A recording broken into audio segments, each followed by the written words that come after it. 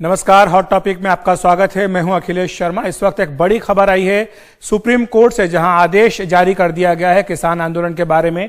इस आदेश में supreme court ने साफ कहा है कि इस विरोध में सुप्रीम कोर्ट दखल नहीं देगा। यह महत्वपूर्ण है कि लिखित आदेश अब से कुछ देर पहले ही सुप्रीम कोर्ट का आया है। आप जानते हैं कि कल और आज 2 दिन तक लगातार इस पर सुनवाई हुई थी।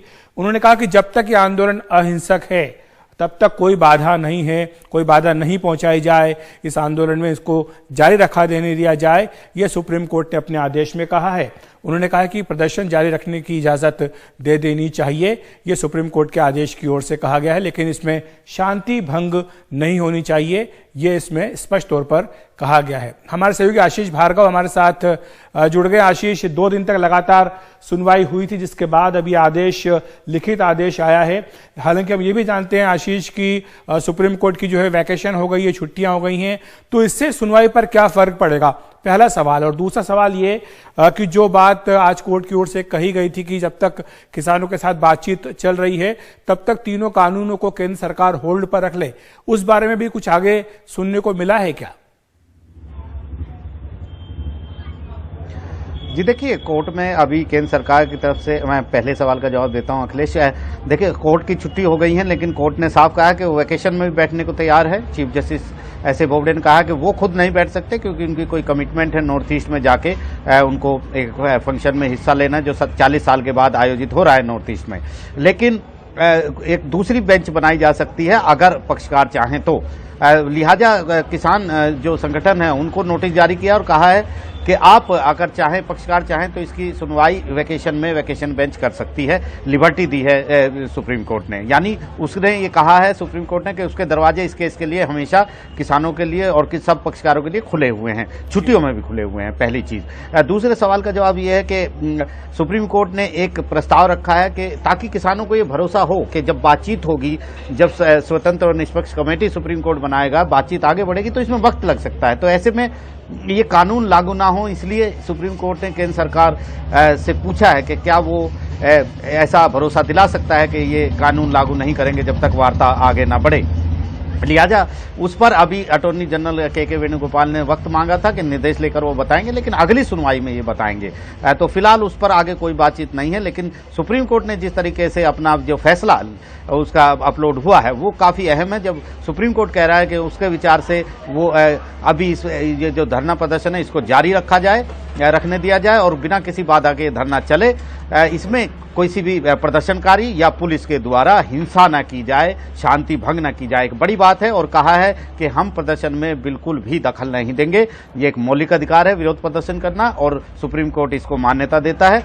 लेकिन कानून के मुताबिक ये होना चाहिए, किसी व्यक्ति के जीवन और संपत्ति को नुकसान ना हो और कानून के अनुसार ये धरना प्रदर्शन चलता रहे। जी बहुत बहुत शुक्रिया आपका आशीष इस तमाम जानकारी के लिए। तो आशीष एक महत्वपूर्ण जानकारी दे रहे थे कि सुप्रीम कोर्ट का लिखित आदेश आ गया है। हालांकि अभी तक सुप्रीम कोर्ट का ये जो प्रस्ताव था कि जब तक किसानों से बातचीत चल रही है तब तक केंद्र सरकार इन कानूनों को लागू ना करे, उसको लेकर के स्थिति स्पष्ट नहीं है। इसी बीच कृषि कानूनों को लेकर कृषि मंत्री नरेंद्र सिंह तोमर ने किसानों को एक खुला पत्र लिखा है। 8 पन्नों का यह खुला पत्र लिखा गया है। इसमें कई सारी बातें कही गई है और बिल्कुल स्पष्ट है कि एक तरफ जहां सुप्रीम कोर्ट कह रहा है कि आप कानूनों को होल्ड पर रख लीजिए, लेकिन जिस तरह का पत्र कृषि मंत्री का आया उससे स्पष्ट है कि सरकार इसको होल्ड करने के मूड में नहीं है, बल्कि सरकार हर सवाल का जवाब देने के लिए तैयार है। इसमें कृषि मंत्री ने यह कहा है कि कृषि सुधारों को लेकर भ्रम पैदा किया गया है। वो ये भी कह रहे हैं कि मंडियां, जहां तक मंडियों का प्रश्न है, मंडियां चालू हैं, मंडियां चालू रहेंगी। ये कृषि मंत्री ने अपनी ओर से आश्वासन दिया है किसानों को। उन्होंने ये भी कहा कि एमएसपी को ज्यादा मजबूत किया जा रहा है। जहां तक जमीन का सवाल है, किसान की जमीन का, यह कहा जा रहा है कि किसानों की जमीन छीन ली जाएगी। उस पर कृषि मंत्री ने कहा कि जमीन पर किसानों का मालिकाना हक बना रहेगा, यह आश्वासन दिया गया है। किसानों की 1 इंच भी जमीन छीनने नहीं दी जाएगी, ये कृषि मंत्री तोमर ने कहा है। और साथ ही उन्होंने ये भी कहा है कि विपक्ष जो है वो किसानों को गुमराह कर रहा है। तो ये महत्वपूर्ण बातें हैं इस 8 पन्ने के पत्र में, जो कि एक खुला पत्र है देश के किसानों के नाम। लेकिन कानूनों को होल्ड रखने की सुप्रीम कोर्ट के सवाल के कुछ ही देर बाद जो है ये पत्र आया था। और आपको ये बताएं कि बीजेपी मुख्यालय में महासचिवों की बैठक हुई। इसमें गृह मंत्री अमित शाह थे और इसमें यह साफ तौर पर देखा गया कि बीजेपी महासचिव जो थे उनके साथ बैठक हुई है, जिसमें कि नरेंद्र सिंह तोमर भी, कृषि मंत्री मौजूद थे, पीयूष गोयल थे, कुछ देर के लिए वित्त मंत्री निर्मला सीतारमण भी इस बैठक में आई थी।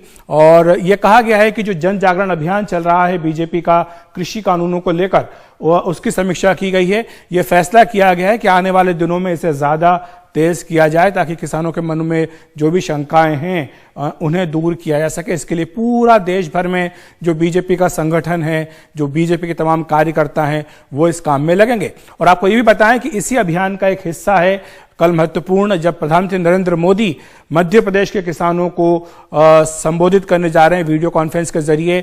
दोपहर में 2 बजे ये जो संबोधन है पीएम नरेंद्र मोदी का होगा मध्य प्रदेश के किसानों को। तो ये एक महत्वपूर्ण है घटनाक्रम जो कृषि कानूनों को लेकर हुआ है।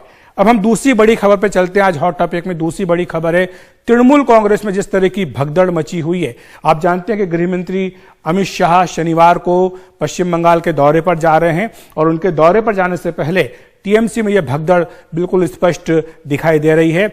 आप जानते हैं कि ममता बनर्जी के दाएं हाथ माने जाने वाले शुभेंदु अधिकारी ने इस्तीफा दे दिया है टीएमसी से आज।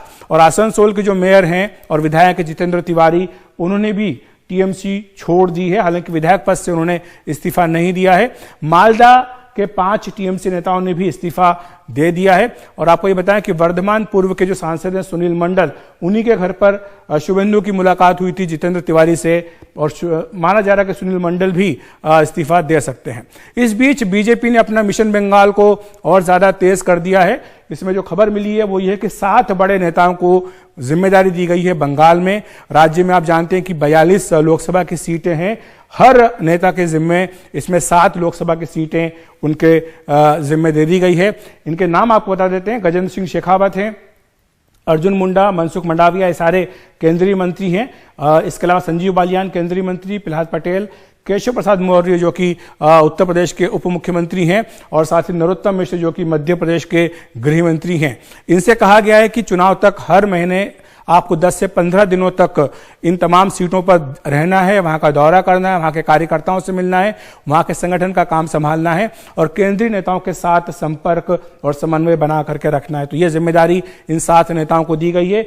यह भी कहा गया है कि आप लगातार अमित शाह, जेपी नड्डा और बीएल संतोष को रिपोर्ट करेंगे। तो यह महत्वपूर्ण है बीजेपी का मिशन बंगाल। और जैसा हमने कहा है कि गृह मंत्री अमित शाह वहां पहुंचने वाले हैं शनिवार को। सबसे पहले वो मिदनापुर जिले में जाएंगे। उनका कार्यक्रम का पहला हिस्सा ये है, ये शुभेंदु अधिकारी का गढ़ है, वहां पर वो जा रहे हैं।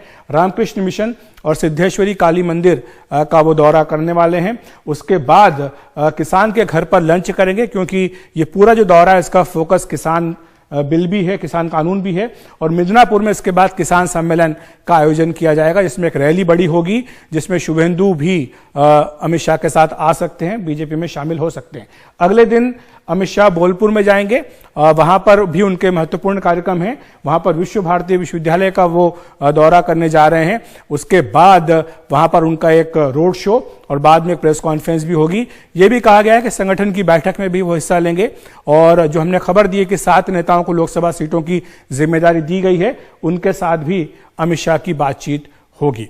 और आपको बताएं कि शुभेंदु अधिकारी से एक निजी कार्यक्रम में मुलाकात की थी जितेंद्र तिवारी ने। उसके बाद उन्होंने टीएमसी छोड़ने को लेकर अपने पत्ते खोले तो नहीं थे, लेकिन बाद में उन्होंने अपना इस्तीफा दे दिया।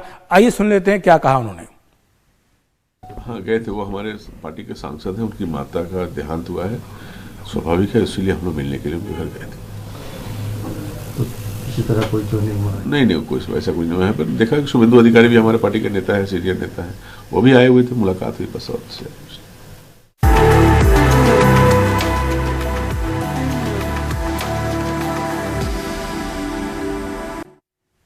हॉट टॉपिक में अब बात करते हैं डॉक्टर कफील खान की, जिनको सुप्रीम कोर्ट से आज एक बड़ी राहत मिली है। सुप्रीम कोर्ट ने इलाहाबाद हाई कोर्ट के एनएसए हटाने के खिलाफ यूपी सरकार की याचिका को खारिज कर दिया है। हालांकि सुप्रीम कोर्ट ने कहा कि हाईकोर्ट की टिप्पणी आपराधिक मामलों को प्रभावित नहीं करेगी, मामले मेरिट के आधार पर ही तय किए जाएंगे। उत्तर प्रदेश सरकार ने अपनी याचिका में कहा था कि डॉक्टर कफील खान का ऐसे कई अपराध करने का इतिहास था, जिसके कारण उनके खिलाफ अनुशासनात्मक कार्रवाई की गई है। once again, Uttar Pradesh government has failed, and they tried to imprison me, put me behind the bar. The day when my brother is going to marry, thanks to the judiciary, I am really thankful to the all 138 crore Indians and across the globe. Those people who prayed for me, they continuously are in support for the past 3.5 years.